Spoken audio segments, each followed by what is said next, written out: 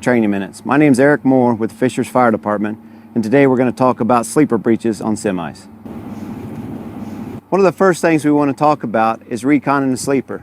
We need to identify and make sure there's nobody in the back of the sleeper before we start breaching.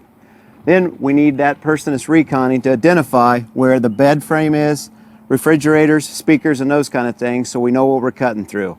On certain cabs, it's easy. We have rivets to identify where structure's at. A lot of them are fiberglass. It's smooth. We can't see anything. That's why it's vital we have somebody reconning, pointing out at the level of the bunk, here's the speaker, here's where the refrigerator at, and those kind of things. These sleepers are where they live. All the complements at home, refrigerators, stereos, TVs, all those things, and we need to identify where those are at before we start breaching in. When we start our sleeper breach, some things we might be able to utilize is natural openings. We may have air vents or windows on the side of an actual truck. We can take those out and actually recon through that, or even start our holes. Here we got an opening from an air vent. It's been removed. We can start sawzalling down through. Options we have, we can take a chisel and make relief cuts to start the sawzall in, drills or anything. We want to prevent using and spiking a Halligan because of the violence of moving this cab. Once we make our purchase points with the chisel, then we just simply cut and make a square large enough to extricate the patient. As you can see here, we have one rescuer is reconning the sleeper and identifying where to cut. The second rescuer is making access points, and we've used a natural opening to start our cut. The chisel is nothing more than a change of direction.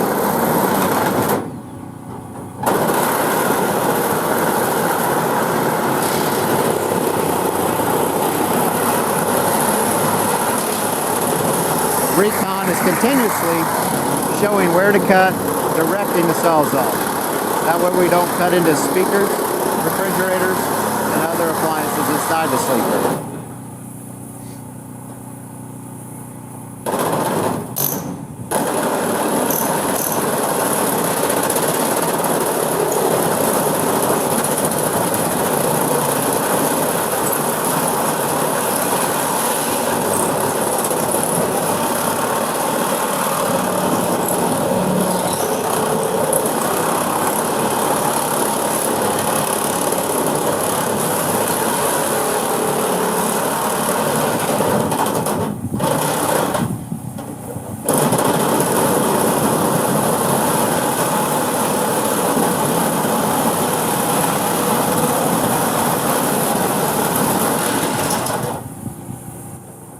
Now, as you can see, we've made a clear and large enough opening, rescuers can get in and patients can come out.